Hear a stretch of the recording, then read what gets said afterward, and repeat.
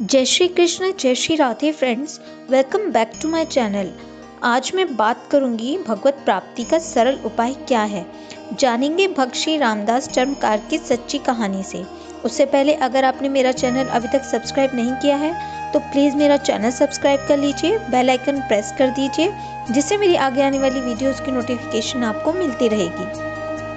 भक्त रामदास जी की कथा सत्य में भक्ति क्या होती है उसकी शिक्षा देने वाली है।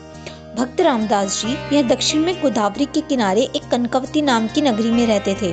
वह कुल परंपरा के अनुसार पादुकाओं को ठीक करना, नई पादुकाएं बनाना आदि जैसे कार्य करते थे। वह अत्यंत सरल हृदय के, सत्य और न्याय की कमाई खाने वाले और प्रभु का निरंतर चिंतन करने वाले भक्त थे। पूर्ण रूप से भगवान आश्रित है। जो दिन में कमाते उसी से उनके घर में रसोई की व्यवस्था होती थी। रामदास जी की पत्नी एक पतिव्रता स्त्री थी। उनका एक छोटा लड़का था, वह भी माता पिता का परम भक्त था। तीनों प्राणियों के पेट भरने पर जो पैसे बचते उनसे रामदास जी अतिथियों की सेवा करते और दुखी पीड़ितों की मदद करने का प्रयास करते।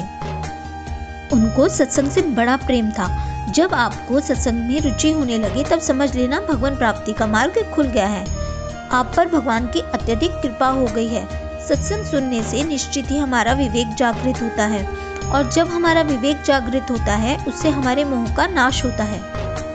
तो रामदास जी सत्संग में सबसे पीछे जाकर बैठ जाते और जो वैष्णव चर्चा करते उसको सुनते और जो बातें उनको समझ नहीं आती उसको चुपचाप सुनते रहते। ज्यादा पढ़े लिखे तो थे नहीं, पर वे चुपचाप सत्संग सुनते और जब नाम संकीर्तन होता तो नाचने लग जाते। उस नाम जप को उन्होंने पकड़ लिया। कृष्ण गोविंद का नाम जप करते। उन्होंने कीर्तन में एक पंक्ति सुनी, हे हरि मैं जैसो तैसो तेरो। उन्हें यह पंक्ति बहुत प्यारी लगी और उन्हें कंठस्थ हो गई। वह निरंतर इस पंक्ति को गुनगुनाते हुए सारे काम किया करते और एकांत में पूर्ण हृदय से भाव से पुकार उठते, हे हरि मैं जैसो तैसो तेरो। इस पंक्ति को बार बार गाते हुए वे प्रेम विह्वल हो जाया करते थे। वे स्वयं को भगवान का दास समझते और वे भगवान के आश्रित रहकर सदा आनंद मग्न रहते।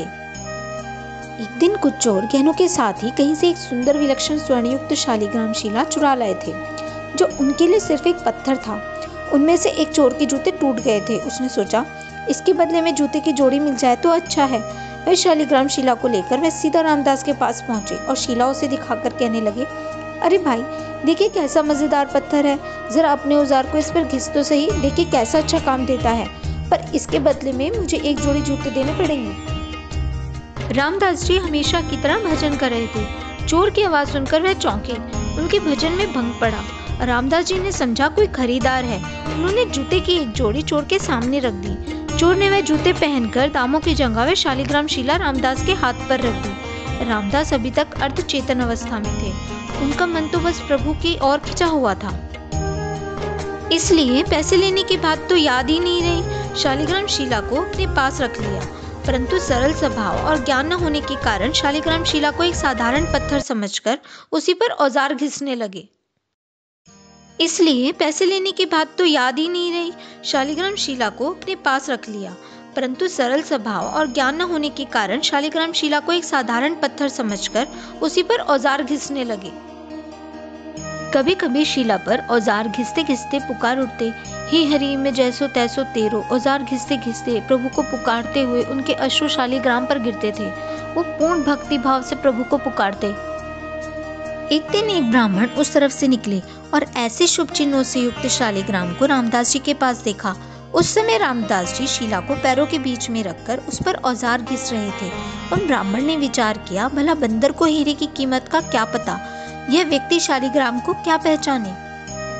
उन्होंने शिला खरीदने का विचार किया और उनके पास जाकर बोले, भाई आज मैं तुमसे एक चीज मांगता हूँ, यह पत्थर मुझे दे दो, ये मुझे बहुत सुंदर लगता है, मेरे नेत्र इससे हटाए नहीं हटते। और रामदास जी ने ब्राह्मण के इस दीन भाव को देखकर वह शिला ब्राह्मण को दे दिया। पंडित जी दुर्लभ शिला को पाकर बड़े ही प्रसन्न हुए। वे उसे घर ले आए। उन्होंने कुएं के जल से स्नान किया, फिर पवित्र स्वच्छ वस्त्र पहनकर शालिग्राम भगवान को पंचामृत से स्नान कराया। उनको सिंहासन पर पधारकर षोडशोपचार से उनकी पूजा की। पंडित जी पूजा तो बड़ी विधि से करते थे, परंतु उनके हृदय में वह भाव नहीं था। रामदास जी अशिक्षित थे, परंतु उनका हृदय अत्यंत पवित्र था। उनके मन में लोभ, इच्छा, क्रोध, वैर आदि का नाम निशान भी नहीं था। भगवान शालिग्राम ने विचार किया, जब वह परम श्रद्धा व भक्ति पूर्वक गीत गोविंद गाता हुआ मेरी शीला पर अश्रु गिराता था, उस समय मुझको ऐसा लगता था मानो कोई परम भक्त मेरा अभिषेक कर रहा है। जब वह औजार घिसता तब ऐसा लगता मानो कोई परम भक्त मेरा शरीर पोंछ रहा है। जब वह मेरा नाम संकीर्तन करता हुआ शीला को पैर पर रखकर उस पर चमड़ा काटता था, तब मुझे ऐसा लगता मानो कोई मेरे अंगों पर कोई भक्त चंदन या कस्तूरी का लेप कर रहा है। अवश्य ही उसे मेरे यथार्थ स्वरूप का ज्ञान नहीं है, परंतु उसने अपनी सरल, विशुद्ध, निस्वार्थ भक्ति से मुझे वश कर लिया है। ब्राह्मण की पूजा सच्ची नहीं है, वह मेरा भक्त नहीं है, वह तो केवल अपनी कामनाओं का भक्त है। ये विचार कर भगवान शालिग्राम ने पुनः रामदास के घर जाने का निश्चय किया और रात को स्वप्न में ब्राह्मण से कहा, तू मुझे रामदास के घर पहुंचा दे। ब्राह्मण सुबह ही रामदास जी के घर शालिग्राम शीला लेकर पहुंच गए और उन्होंने रामदास जी से कहा, रामदास, ये कोई साधारण पत्थर नहीं है, ये तो साक्षात शालिग्राम भगवान है, तीनों लोकों के स्वामी हैं। अब तुम बहुत प्रेम से इनकी पूजा करना। ब्राह्मण के वचन सुनकर रामदास की आंखों में आंसू आ गए और वह प्रेम विहल हो गए और भगवान से प्रार्थना करने लगे, हे प्रभु, मैं अति दीनहीन, अनजान, दुर्जन, पतित प्राणी हूँ। रात दिन चमड़ा घिसना ही मेरा काम है। मुझ में न शुद्धता है न सदाचार। मुझसे नीच जगत में और कौन होगा। ऐसे पतित पर भी प्रभु ने कृपा की। अब रामदास दिन और रात भगवान के प्रेम में कभी रोते और कभी हंसते तो कभी नाचते। अब तो उन्हें एक ही रट लग गई, हे नाथ, अब मुझे दर्शन दो। पहले तो मुझे पता ही नहीं था, पर आपने ही मेरे हृदय में ये आग लगाई है। मैंने तो ना पहचान कर आपकी शीला का निरादर किया, पर आप मुझे नहीं भूले और ब्राह्मण के द्वारा अपना स्वरूप बताकर मेरे घर आ गए। यदि दर्शन नहीं देने थे तो यह सब क्यों किया? एक बार अपनी सांवली सलोनी झांकी दिखाकर मेरे मन को सदा के लिए चुरा लो। मेरे मोहन, करुणा की वर्षा कर दो इस कंगाल पर। एक बार दर्शन दो और मुझे कृतार्थ करो।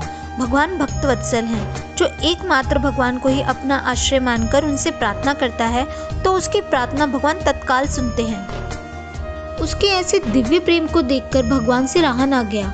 वे एक वृद्ध ब्राह्मण का रूप धरकर उसके घर आ गए। भगवान ने उसके घर आकर उसकी वीरा वेदना को शांत नहीं किया, बल्कि उसकी वीरा वेदना को पहले से और भी अधिक बढ़ा दिया और उससे कहा, अरे भाई, भगवान का दर्शन कोई मामूली बात थोड़ी है। बड़े बड़े देवता, योगी, मुनि अनंत काल तक तप, ध्यान और समाधि कर कर भी जिनका दर्शन नहीं पाते, तुम्हें उनके दर्शन कैसे हो सकते हैं? यह सुनकर रामदास की आंखों से झरझर आंसू बहने लगे।